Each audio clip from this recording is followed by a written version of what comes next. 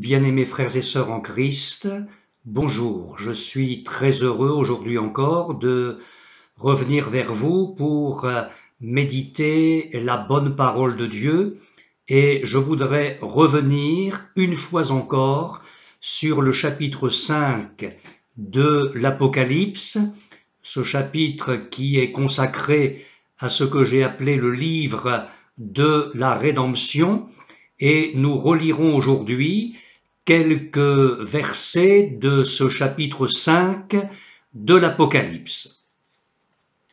Puis je vis, dans la main droite de celui qui était assis sur le trône, un livre écrit en dedans et en dehors, scellé de 7 sceaux. Et je vis un ange puissant qui criait d'une voix forte, « Qui est digne d'ouvrir le livre et d'en rompre les sceaux ?» Et personne, dans le ciel, ni sur la terre, ni sous la terre, ne put ouvrir le livre, ni le regarder. Et je pleurais beaucoup de ce que personne ne fut trouvé digne d'ouvrir le livre, ni de le regarder. Et l'un des anciens me dit, « Ne pleure point. Voici le lion de la tribu de Juda, le rejeton de David, a vaincu pour ouvrir le livre et ses 7 sceaux. » Et je vis, au milieu du trône et des 4 êtres vivants, et au milieu des anciens, un agneau qui était là comme immolé.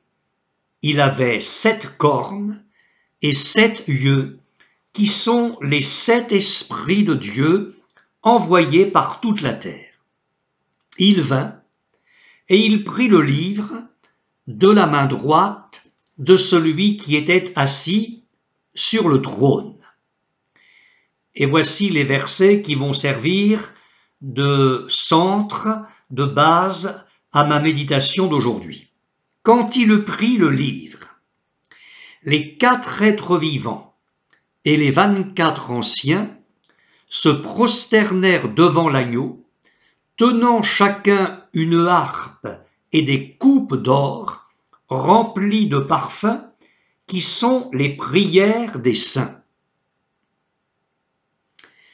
Et ils chantaient un cantique nouveau en disant, « Tu es digne de prendre le livre et d'en ouvrir les sceaux, car tu as été immolé et tu as racheté pour Dieu par ton sang des hommes de toute tribu, de toute langue, de tout peuple et de toute nation. » Ce dernier verset nous parle de l'étendue de la rédemption accomplie par notre Seigneur Jésus-Christ. Et c'est de cela dont j'aimerais vous parler aujourd'hui, l'étendue de la rédemption. Cette foule qui se tient devant le trône et qui adore l'agneau qui est là comme immolé, cette foule, c'est l'ensemble de ceux et de celles qui forment l'Église des rachetés lors du retour du Seigneur Jésus.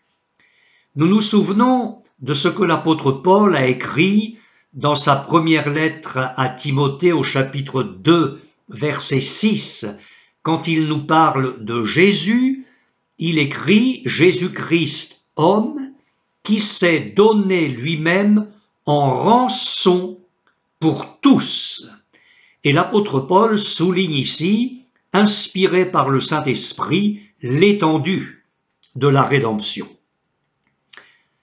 Dans le chapitre 7 de l'Apocalypse, l'apôtre Jean nous dit ceci au verset 9, « Après cela, je regardais, et voici, il y avait une foule que personne ne pouvait compter, de toute nation, de toute tribu, de tout peuple et de toute langue.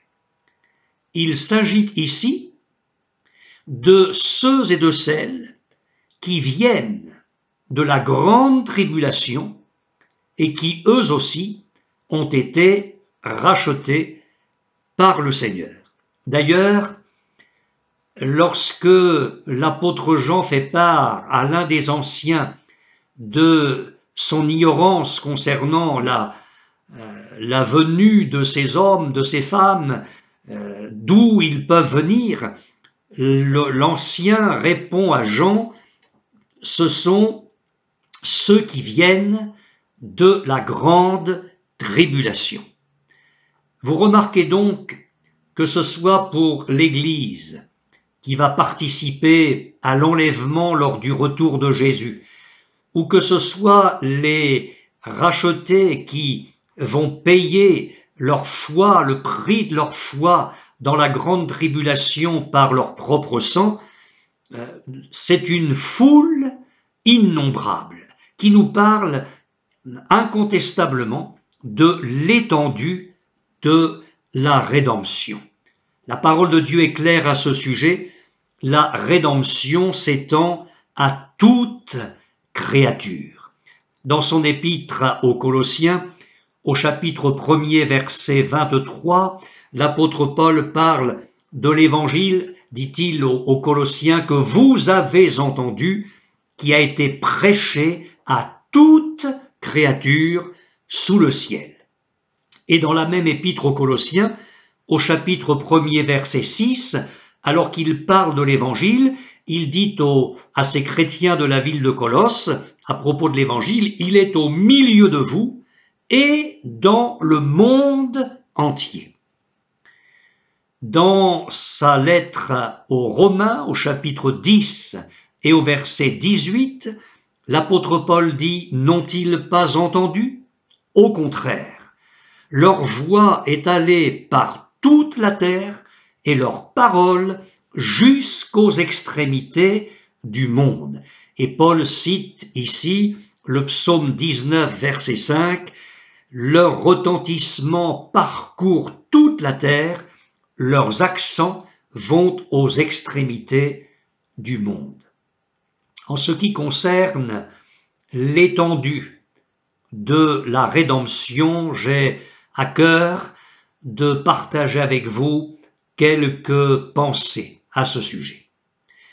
Et vous dire tout d'abord que l'endroit même où fut dressée la croix de Jésus évoque l'étendue de la rédemption dans le plan de Dieu. En effet, la croix a été plantée à l'intersection de plusieurs continents, l'Europe, l'Asie et l'Afrique.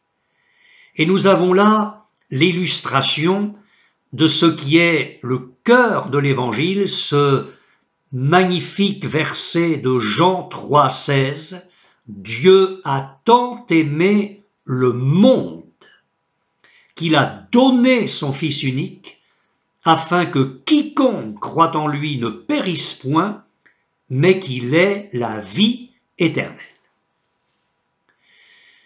La seconde pensée que je voudrais partager avec vous concernant l'étendue de la rédemption, c'est l'écriteau qui a été placé sur la croix de notre Seigneur Jésus et qui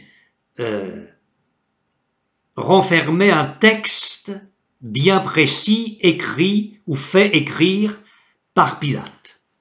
Au chapitre 19 de l'évangile de Jean, les versets 19 et 20, nous lisons ceci, « Pilate fit une inscription qu'il plaça sur la croix et qui était ainsi conçue, Jésus de Nazareth, roi des Juifs. » Et la parole de Dieu nous donne une précision très importante.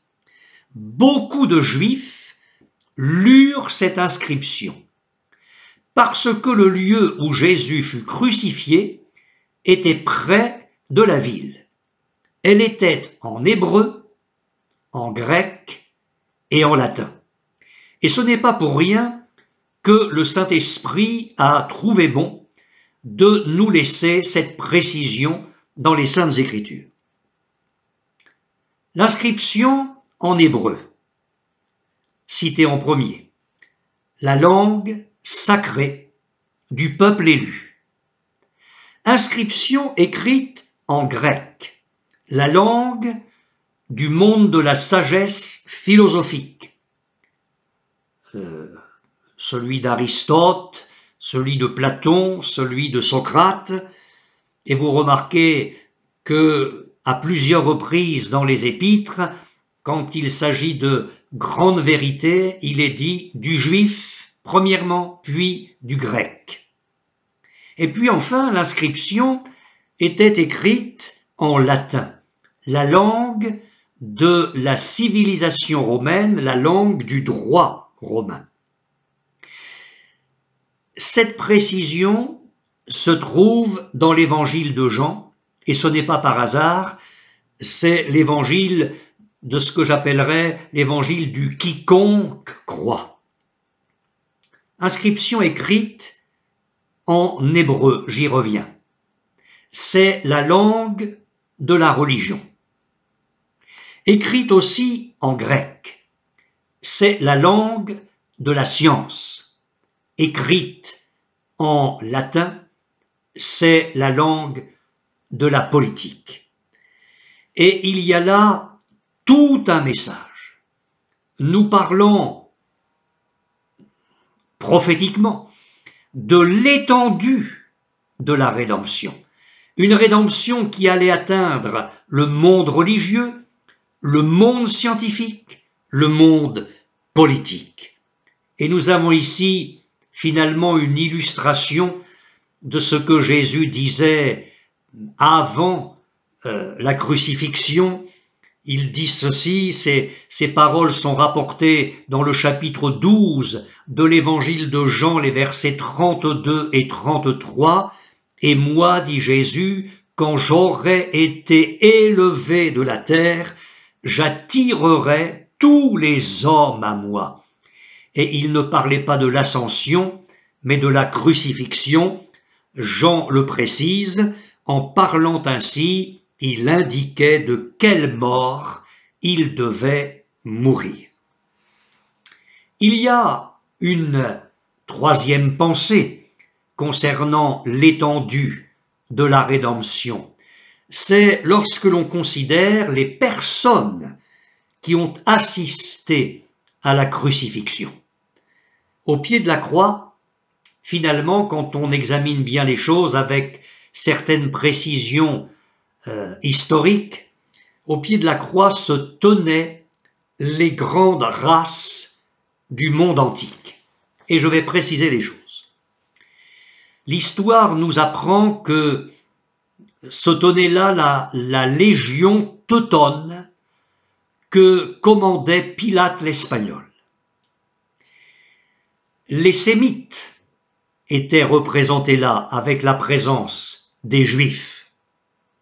Les Ariens étaient représentés avec la présence des Romains.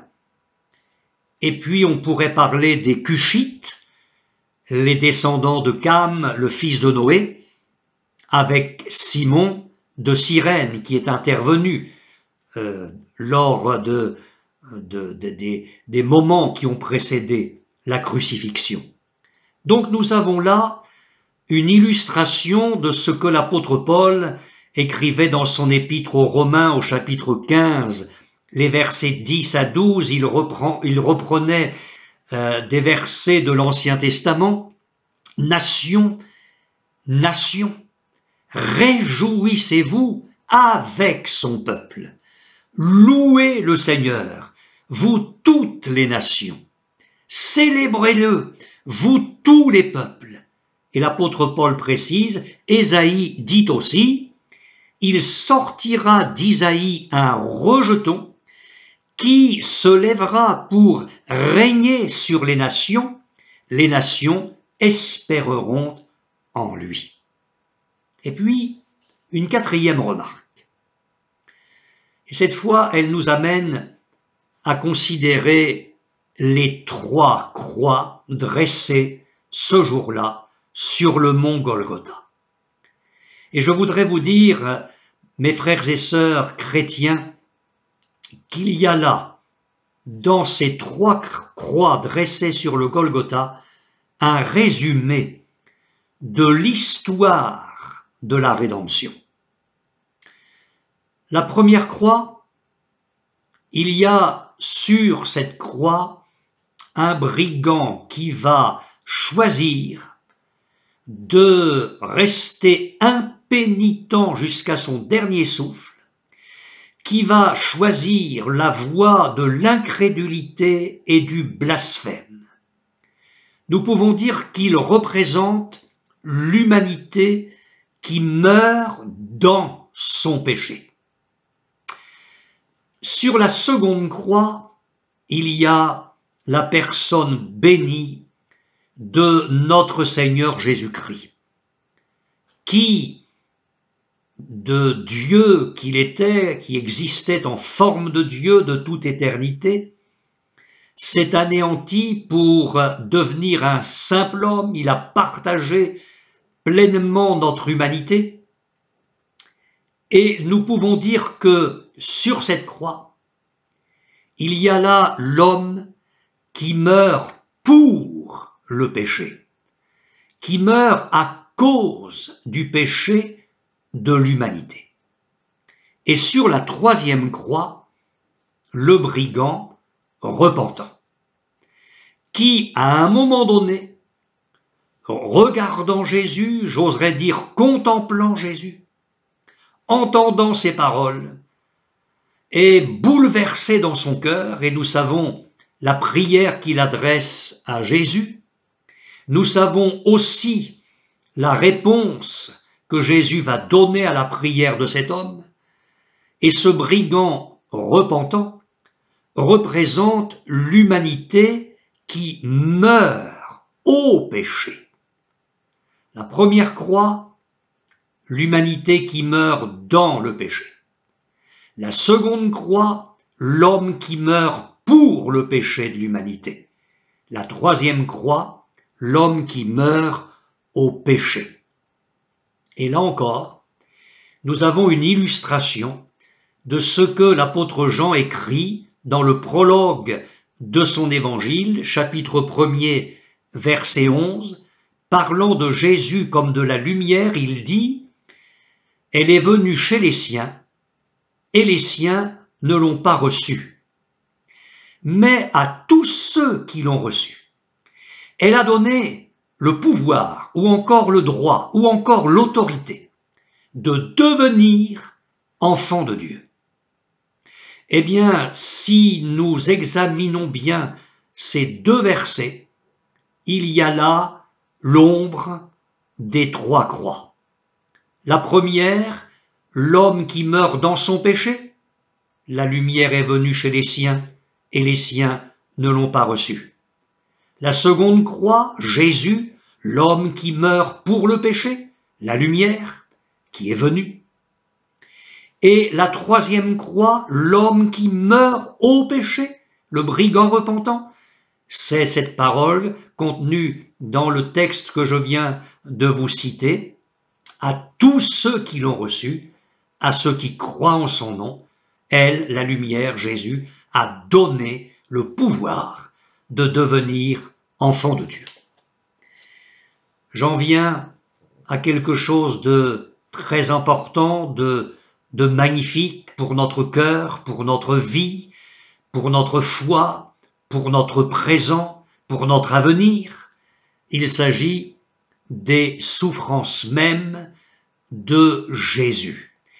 Et dans les souffrances de Jésus à la croix, sur la croix, nous avons un aperçu de l'étendue de la rédemption, et plus précisément l'étendue de la rédemption à notre être tout entier.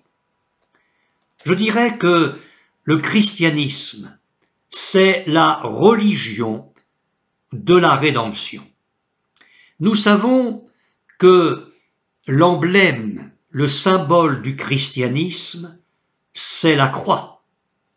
De la même façon que la faucille et le marteau sont l'emblème du communisme, de la même façon que le croissant est le symbole de l'islam, la croix est le symbole du christianisme. Que se passe-t-il sur cette croix? Les mains de Jésus ont été percées. Et elles l'ont été pour nos propres mains, pour nos mains impures. Les mains évoquent les œuvres, l'activité, et il y a là toute l'impureté du péché sur nos mains. Ce n'est pas pour rien que l'apôtre Jacques a écrit au chapitre 4, verset 8 de son épître, « Nettoyez vos mains, pécheurs ».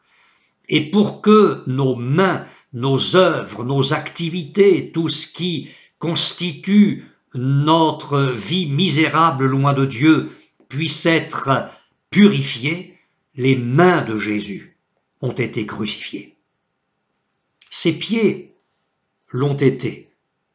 Et ils l'ont été pour les nôtres, si prompts, si agiles, pour courir au mal. Le livre des Proverbes, au chapitre 1er, verset 16, dit « Leurs pieds courent au mal, ils ont hâte de répandre le sang. » Et dans son épître aux Romains, au chapitre 3, verset 15, l'apôtre Paul dit « Ils ont les pieds légers pour répandre le sang. » Notre marche a été impure, nos sentiers n'ont pas été les bons sentiers, loin s'en faut, et les pieds de Jésus ont été crucifiés, cloués sur le bois maudit de la croix, pour que nous puissions connaître une vie pure, une vie droite qui plaise à Dieu. La tête de Jésus a été couronnée. Et je vois dans ce que peut représenter notre tête nos raisonnements stupides, toutes les folies de notre fausse sagesse, de notre fausse science. D'ailleurs, l'apôtre Paul, dans sa seconde lettre à Timothée au chapitre 6, verset 21, parle des disputes de la fausse science dont font profession quelques-uns. Eh bien, la tête de Jésus a été couronnée d'épines pour que, le recevant comme notre Sauveur, nous en finissions avec tous ces raisonnements, toutes ces folies, toute cette sagesse humaine, tout ce qui pourrait, dans nos analyses terrestres, nous éloigner de Dieu. Béni soit le Seigneur pour sa mort expiatoire sur la croix. Vous le contemplez là par la foi, et vous voyez Jésus qui a porté nos fardeaux, les moqueries des hommes, nos petites et nos grandes méchancetés, c'est l'étendue de la rédemption, qui a porté nos mesquineries, comme les péchés les plus abjects, nos crimes. La rédemption s'étend à toute forme de péché et de souillure. Jésus a porté nos petits chagrins, nos grands deuils. Il a porté nos petites peines, les brisements de cœur les plus terribles. Il a porté nos petits tracas, comme nos grands soucis. C'est l'étendue de sa rédemption. Son corps en souffrance, alors qu'il est là, meurtri de partout. son corps en souffrance a porté nos maladies de moindre importance, comme les maladies les plus terribles, les handicaps les plus dégradants. Jésus est venu accomplir la rédemption de notre corps. Dans sa meurtrissure, nous dit la parole de Dieu, dans sa meurtrissure, c'est ainsi que le dit le texte grec pour le Nouveau Testament, tout le corps de Jésus n'a été qu'une meurtrissure, de la tête aux pieds, dans sa meurtrissure, nous avons été guéris. Il a pris sur lui toutes les peines de nos cœurs, nos ténèbres.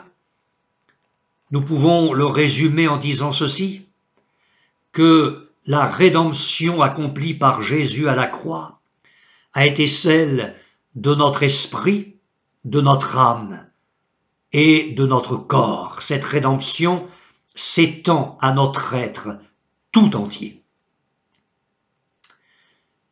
Permettez-moi de vous dire encore ceci, c'est que la nature, la création, a sa part de rédemption dans l'œuvre de Jésus. Regardez la tête du Seigneur Jésus crucifié. Il porte sur sa tête une couronne d'épines. Les épines de la malédiction de la nature. Une nature qui, elle aussi, a été, à cause du péché, courbée, maudite. Je voudrais revenir à ce que l'Éternel dit à Adam juste après sa chute dans le jardin d'Éden. Il n'en est pas encore chassé, mais l'Éternel a un entretien avec Adam et il lui dit ceci. « Puisque tu as écouté la voix de ta femme et que tu as mangé de l'arbre au sujet duquel je t'avais donné cet ordre, tu n'en mangeras point, écoutez bien, le sol sera maudit à cause de toi. C'est à force de peine que tu en tireras ta nourriture tous les jours de ta vie. Il te produira des épines et des ronces. Il te produira des épines et des ronces. Les épines étaient donc, entre autres, la marque de la malédiction sur Adam, mais aussi la marque de la malédiction sur une nature qui, elle aussi, malheureusement, a porté jusqu'à aujourd'hui les conséquences du péché de l'homme.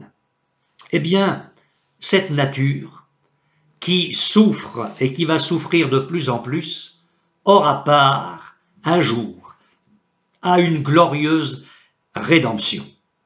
Quand le Seigneur Jésus va établir son règne glorieux, il va remettre de l'ordre dans toute cette création qui aura tellement souffert. Et l'apôtre Paul nous en parle dans son épître aux Romains au chapitre 8, verset 19. Écoutez bien. « Aussi la création attend-elle avec un ardent désir la révélation des fils de Dieu. » C'est nous ça. « Car la création a été soumise à la vanité, non de son gré, mais à cause de celui qui l'y a soumise, avec l'espérance qu'elle aussi sera affranchie de la servitude de la corruption pour avoir part à la liberté de la gloire des enfants de Dieu.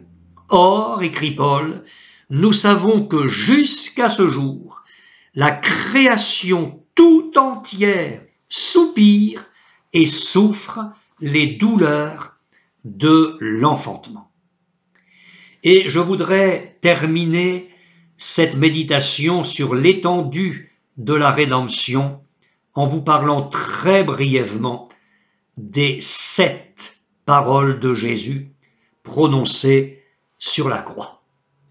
En les prononçant, notre Seigneur a montré qu'il était le maître de toutes choses et que la perfection est en lui.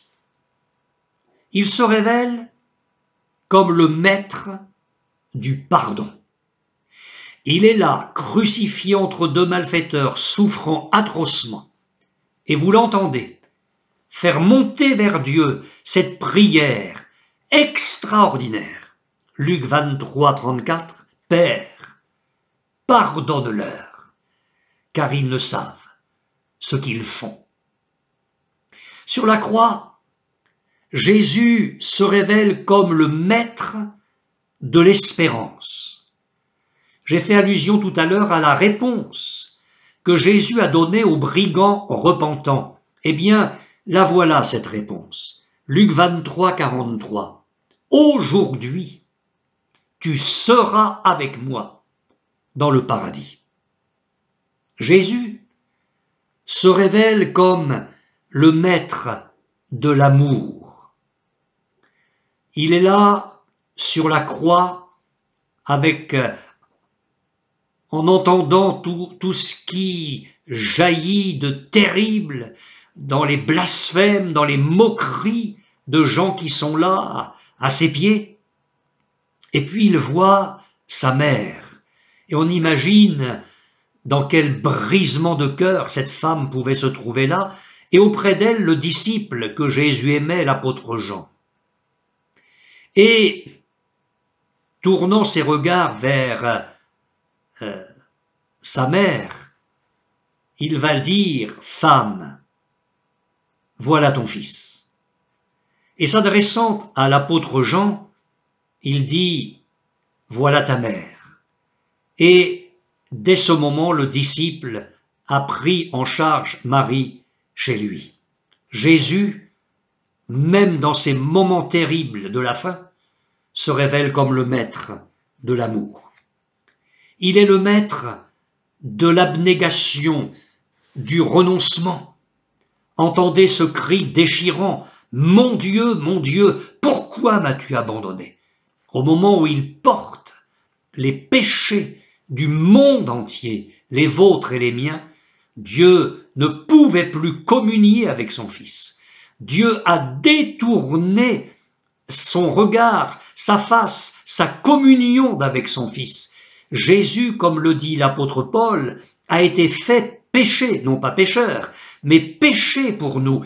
Et à ce moment-là, dans ces heures terribles de la croix, il y a une rupture entre Dieu le Père et Jésus. Jésus a été capable d'aller jusqu'au bout pour notre rédemption, par amour pour nous. Il a été le maître de l'abnégation et du renoncement. Il a été le maître dans l'obéissance. Dans l'évangile de Jean, au chapitre 19, les versets 28 et 29, Jésus, qui savait que tout était déjà consommé, a dit, afin que l'écriture soit accomplie, j'ai soif. Alors les soldats se sont empressés de prendre une éponge, de la remplir de vinaigre et de la tendre à Jésus avec une branche d'hysope. Et quand Jésus a bu pour que l'écriture soit accomplie, il a rendu son dernier souffle. Il a été le maître dans le domaine de l'obéissance. Mais je voudrais encore dire ceci, il a été le maître dans le domaine de la perfection. Après avoir bu ce vinaigre, le Seigneur Jésus a dit simplement « Tout est accompli ». Il a été parfait dans la volonté de Dieu jusqu'au bout. Et enfin, je dirais qu'il a été le maître dans la science de mourir, si on peut l'exprimer ainsi. Il dit dans l'évangile de Luc au chapitre 23, verset 46, « Père, je remets mon esprit entre tes mains. Remettre son esprit entre les mains du Père quand on quitte cette terre, c'est le meilleur. Il n'y a pas de chose plus glorieuse que celle-là. Jésus a été le maître dans la mort. Et dans ces 7 paroles de Jésus sur la croix, nous voyons là encore l'étendue de la rédemption. Je vais conclure. Si nous contemplons un tel Jésus, alors nous allons l'adorer, réalisant avec l'aide du Saint-Esprit quel Rédempteur nous avons dans la personne du Fils de Dieu. Un Jésus qui a ouvert le chemin d'une rédemption aussi étendue. Et puis, nous allons le servir, et le servir dans une consécration totale. Il n'y aura rien de trop difficile, rien qui ne nous coûterait trop. Il n'y aura rien qui soit trop pénible pour nous. Nous le servirons avec joie et avec zèle, sans mélange ni compromis. Et puis, nous prierons pour les hommes, les êtres humains, de toutes les nations. Il faudrait que les îles, les nations, les continents soient bien présents dans nos cœurs, dans nos pensées, dans nos prières de chaque jour, pour que chaque jour, le Saint-Esprit convainc des hommes de péché partout dans notre monde, au milieu de toutes les nations. Et nous ne manquerons pas alors de témoigner à quiconque se trouvera sur notre chemin, sans préjugés, parce que Dieu veut que tous les êtres humains soient sauvés et parviennent à la connaissance de la vérité. Et puis je me permettrai de dire ceci, enfin, nous aurons besoin de considérer la parole de Dieu comme étant au-dessus de nos coutumes, au-dessus de notre culture.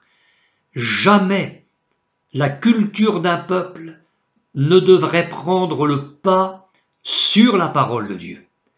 Jamais nos coutumes devraient prendre le pas sur la parole de Dieu.